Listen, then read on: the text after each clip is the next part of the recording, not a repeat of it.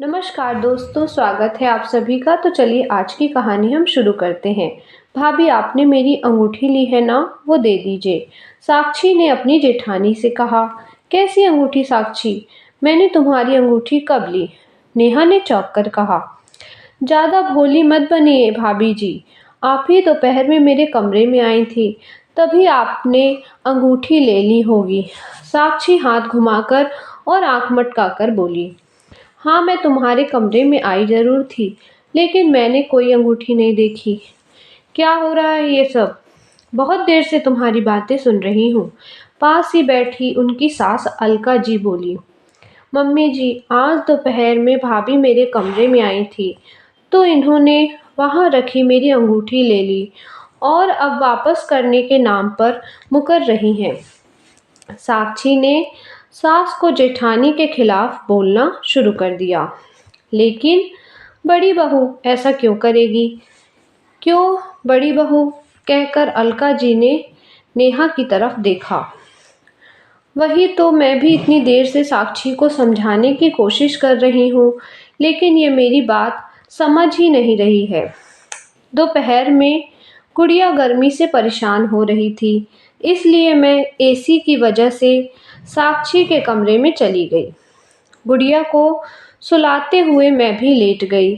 थोड़ी देर बाद मैं अपने कमरे में आ गई। अब साक्षी आकर अंगूठी के बारे में कहने लगी, जबकि मैंने कोई अंगूठी देखी भी नहीं। नेहा बोली, दरअसल साक्षी की नई नई शादी हुई थी। घर का सारा खर्च एक ही दुकान से चलता था, जिसे अपने पिता के साथ नेहा का पति रवि देखता था। छोटा भाई नीलेश अपनी नौकरी की तलाश में था। अब एक दुकान से पूरे घर का खर्च भी चले और पूरे घर के ऐशो आराम के खर्च भी हो जाएं, इतनी आमदनी नहीं थी। इसलिए छोटी बहू साक्षी के कमरे में एसी लगवा दिया गया था। रवि ने नेहा को समझा दिया कि इस साल इतनी कमाई नहीं है, अगले साल अपने कमरे में भी लगवा लेंगे। तब तक तुम दिन में साक्षी के कमरे में चली जाया करो, क्योंकि शुरू से ही दोनों भाइयों और नेहा के बीच बहुत अच्छी समझ थी। नेहा भी घर की स्थिति समझती थी, लेकिन साक्षी को संयुक्त परिवार में रहना बिल्कुल पसंद नहीं था। इसलिए वो अक्सर लड़ाई का कोई ना कोई बहाना ढूंढती रहती थी। आज उसे ये मौका मिल गया। अब नेहा के पास तो अंगूठी थी ही नहीं, तो मिलती कहाँ से? साक्षी भी अपनी जिद पर अड़ी थी। नीलेश ने भी उसे बहुत समझाया, लेकिन वो नहीं समझी। उस दिन से नेहा ने साक्षी के कमरे में जाना छोड़ दिया। उसे कितनी भी गर्मी लगती, लेकिन इसे नियति का खेल समझकर समय काट रही थी। उस दिन से घर का माहौल तनावपूर्ण हो गया। रिश्तों के बीच कई बार छोटी छोटी बातें बड़ा रूप ले लेती हैं। ये सुना था और आज अपने घर में अलका जी ने देख भी लिया था। हमेशा घर को बांध कर चलने वाली अलका जी के लिए ये बात किसी मानसिक आघात से कम नहीं थी। एक छोटी सी बात ने रिश्तों के बीच कितनी बड़ी दीवार खड़ी कर दी थी। रिश्तों के मायने ही खत्म हो गए थे। साक्षी ने अपनी जेठानी पर आरोप लगाया था, बिल्कुल बर्दाश्त के बाहर था।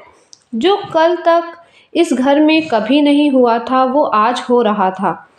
ऐसा ही माहौल रहा तो आने वाले कल में घर का माहौल क्या होगा? अलका जी ने आखिर फैसला कर लिया। उसी दिन अलका जी ने नीलेश और साक्षी को घर का ऊपरी हिस्सा रहने को दे दिया और नेहा अपने सास ससुर के साथ नीचे रहने लगी। साक्षी अब बहुत खुश थी। उसके मन की बात पूरी हो रही थी। अब वो अपनी मर्जी से सारे काम करती, दिन भर आराम करती। नीलेश इस अलगाव से बहुत दुखी था। एक दिन नीलेश इंटरव्यू के लिए अलमारी में अपने डॉक्यूमेंट्स ढूंढ रहा था। अचानक उसे साक्षी की अंगूठी दिखाई दी।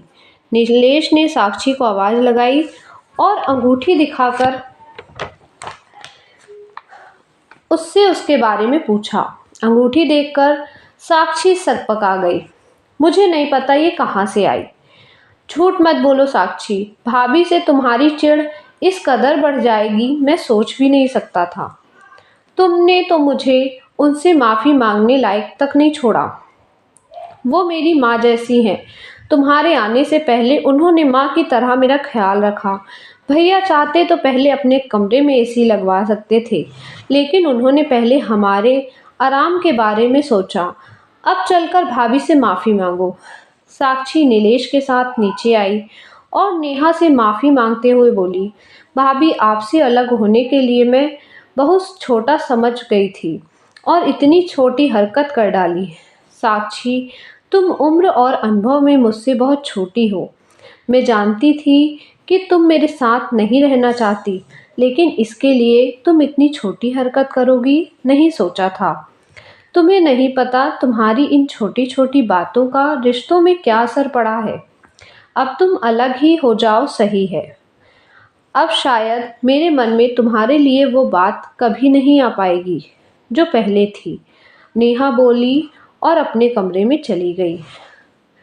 नेहा ने सासू माँ के भी हाथ जोड़े, लेकिन अब क्या हो सकता था। चिड़िया चुग गई खेत। भले ही सब कितना भी माफ़ कर दें, लेकिन रिश्तों में एक फांस तो रह ही गई। दोस्तों, कहानी अच्छी लगी हो तो लाइक और कमेंट ज़रूर करें, चैनल को सब्सक्राइब ज़रूर करें। धन्यवाद।